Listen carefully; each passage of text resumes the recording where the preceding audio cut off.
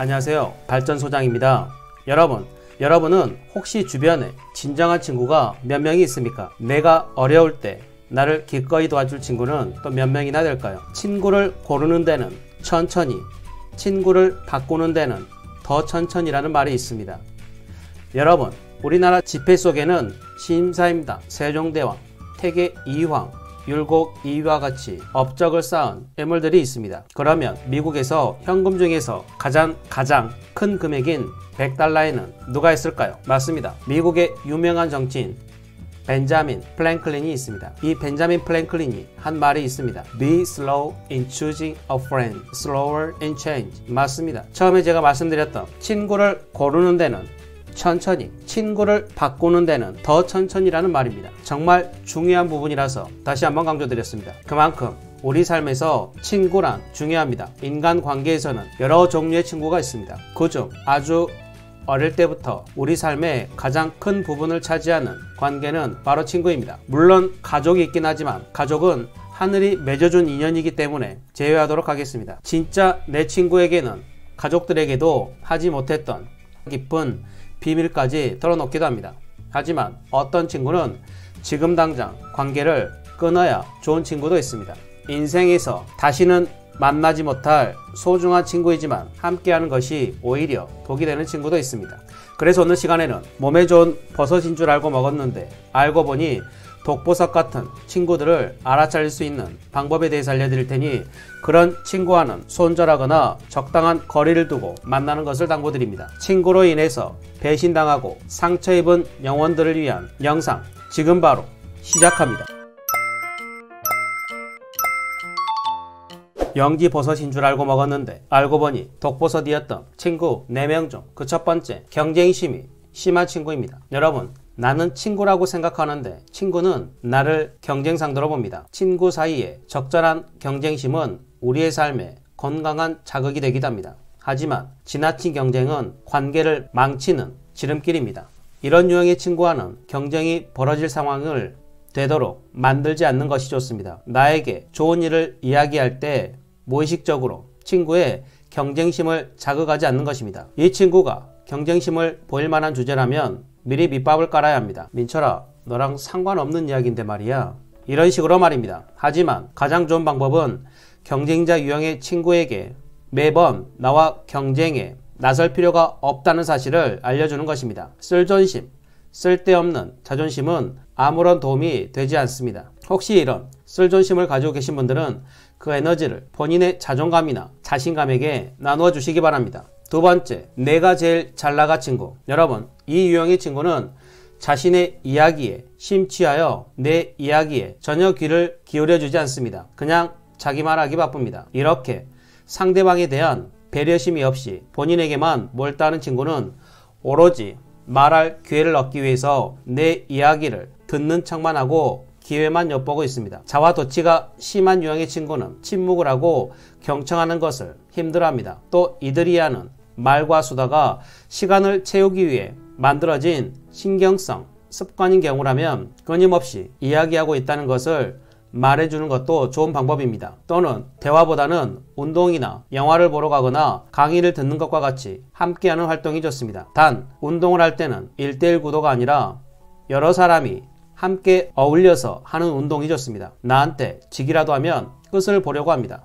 실력도 안 되면서 말입니다. 대화할 때도 여러 명을 참가시켜 혼자서 대화를 하는 독점을 막는 것이 좋습니다. 그렇게 미연에 차단해야 대화 권력의 균형을 맞출 수 있기 때문입니다. 세 번째, 착취자형 친구. 여러분, 이런 유형의 친구는 나에게 지나칠 정도로 의존적입니다. 아침 대바람부터 전화를 해서 의상부터 색상까지 물어봅니다. 시덥지 않은 이야기를 시시콜콜 계속합니다. 어느 순간부터 진절머리가 납니다. 바쁜 일이 생겨서 전화를 못 받았더니 부재중 전화가 10통이 와 있습니다. 소름이 끼칩니다. 나의 의견에는 아랑곳하지 않고 내가 늘 본인 옆에 있어주기만 바랍니다. 물론 피곤하고 짜증이 나지만 때로는 이러한 점도 있습니다. 착취자는 다른 사람에게 요구만 하는 것이 아니라 스스로도 필요한 존재가 되고자 하는 강한 욕구가 내면에 있기 때문에 내가 도움이 필요할 때 곁을 떠나지 않고 곁에 있어줄 것입니다. 하지만 필요 없을 때도 옆에 붙어 있으니 여간 성가신 게 아닙니다. 전자기기나 스마트폰을 보면 톱니바퀴 모양의 아이콘이 있습니다. 이 착취자형 친구와는 설정 버튼을 눌러서 적절한 거리 관계를 설정해 놓아야 합니다. 거리를 설정해 놓지 않으면 이 친구는 당신이 항상 자신에게 시간을 내어줄 것이라 기대하기 때문입니다. 솔직히 이런 친구하고는 멀리하는 게 상책이지만 나를 좋아하는 마음 때문에 인연을 끊기 힘들다면 미리 선수를 치는 겁니다. 예를 들어 미수가 금요일 저녁에 차 한잔하자. 미수가 토요일 점심 같이 먹을까? 이런 식으로 특정 시간을 정해서 선약을 잡는 식으로 상대의 서운한 감정도 달래주고 함께 시간도 보내는 것입니다. 한동안 거리를 두고 싶다면 이번에 바쁜 일이 생겨서 일 마무리 내는 대로 연락할게 라고 서운하지 않게 말을 전한 후 자연스럽게 관계를 정리하셔도 됩니다. 우리 미숙이는 나와 한동안 시간을 보내지 못하면 다른 누군가를 타겟으로 잘 만나고 있을 것이기 때문입니다. 사람 쉽게 안 변합니다. 마지막 네 번째, 뒷담화 전문가 친구. 여러분, 지나치게 비판적인 이 유형의 친구는 비관적인 부모님 밑에서 태어나서 까칠한 형제 사이에서 성장을 했습니다. 좋은 말, 좋은 언어를 들으며 성장해야 할 인격 성장기에 모욕적인 말, 고성, 욕설을 듣고 성장했습니다. 이 친구는 자신의 말과 행동이 사람들을 화나게 만든다는 것조차 인지하지 못할 수 있습니다. 만약 친구의 비판에도 불구하고 그 무서운 미운 정이 들어서 친구 관계를 유지하고 싶다면 제일 좋은 무기는 솔직함입니다. 예를 들면 이런 식입니다. 일단은 아니라고 발뺌할 것이 뻔하기 때문에 네 마음은 그게 아니라는 것을 안다는 식으로 내 기분을 상하게 하려는 의도가 아니라는 것 알아. 하지만 매번 다른 사람에게 내 험담을 하면 나는 스스로를 형편없는 사람으로 느낄 수밖에 없어. 이런 식으로 애둘러서 내가 상처받는다는 식으로 대화를 이끌어갑니다. 증거가 차고 넘쳐도 처음에는 방어적인 자세를 취할 수 있지만 친구가 자신의 말과 행동을 스스로 생각하고 판단하는 데 도움을 줄 것입니다. 여러분, 혹시 스스로 긁어부스럼 만드신 적은 없으십니까? 대표적인 예를 들면 미정아, 너만 알고 있어야 해.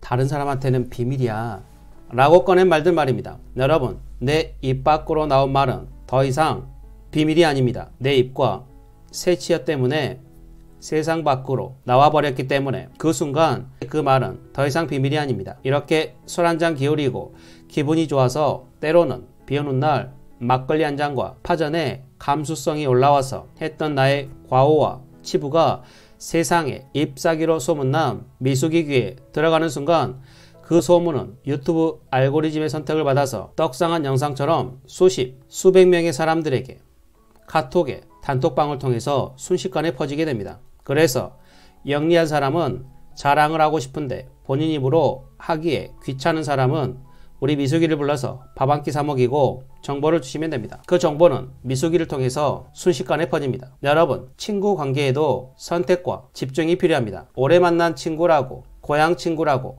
내 짝꿍이었다고 나를 힘들게 하면서까지 무조건 관계를 지속해야 할 필요는 없습니다.